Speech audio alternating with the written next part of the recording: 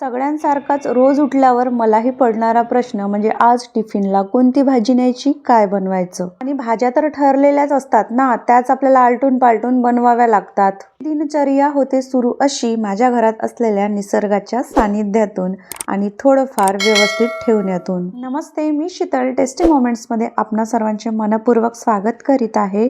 आज जेव्हा किचनमध्ये गेली तेव्हा माझ्या लक्षात आलं की काल मी दही घेऊन ठेवलेलं होतं आणि ते फ्रीजमध्ये ठेवायचं मी विसरून गेलेली होती.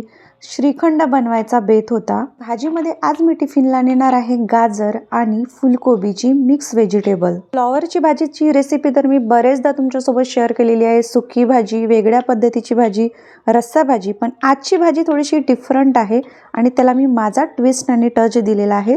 तर रेसिपी तुम्हाला शेवटपर्यंत नक्की बघायची आहे. 2 मीडियम गाजर घेतले, त्याला सोलून घेतलं आणि असं बारीक बारीक तुकड्यांमध्ये कट करून घेतलेलं आहे. आता फुलकोबीला सुद्धा आपण बारीक बारीक कट करून घेऊया. तुम्ही तुमच्या आवडीनुसार फुलकोबीचे पीसेस या ठिकाणी करू शकता, परंतु मला फुलकोबीचे पीसेस हे छोटे छोटे आवडतात, त्याच्यामुळे मी अशा प्रकारे कट करत आहे. गाजर आणि फुलकोबी पाण्यात घालून घेऊया. तोपर्यंत मनापासून तुम्हाला अशी रिक्वेस्ट आहे की पहिल्यांदाच जर चॅनलवर असाल तर प्लीज टेस्टी मोमेंटला सबस्क्राईब करायला विसरू नका. आता आपण गाजर आणि फुलकोबीला उकळून घेऊया. त्याच्यासाठी गॅसवर ठेवलेलं आहे मी पाणी.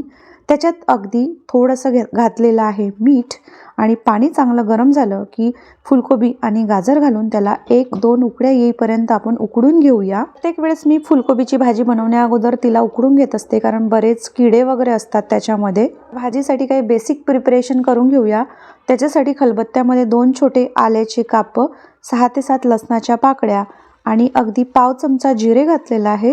छान जाडसर कुटून घेऊया.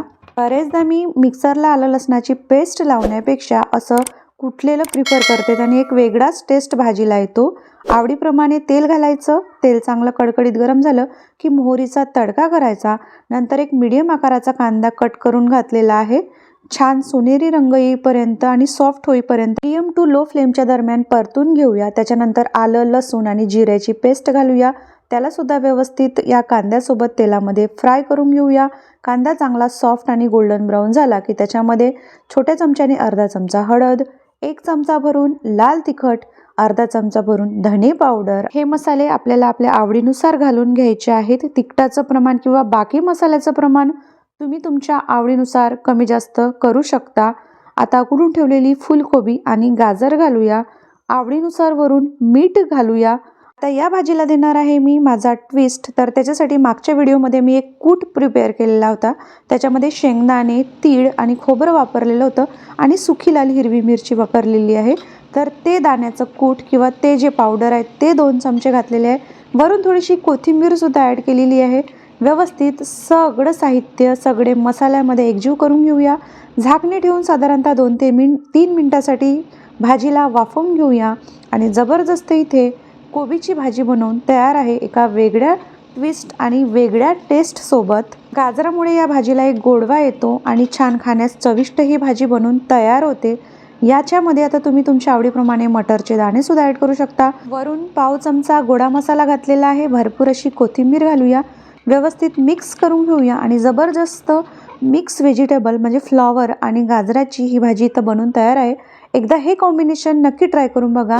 आणि जे मी पावडरची तुम्हाला किंवा त्या कुटाची जी रेसिपी सांगितली होती ती नक्की घालून एकदा ट्राय करा. खूप टेस्टी लागते. तर पुन्हा भेटू एका नवीन रेसिपीसोबत. तोपर्यंत रेसिपी आवडली असल्यास व्हिडिओला लाईक करायला विसरू नका. Bye everyone.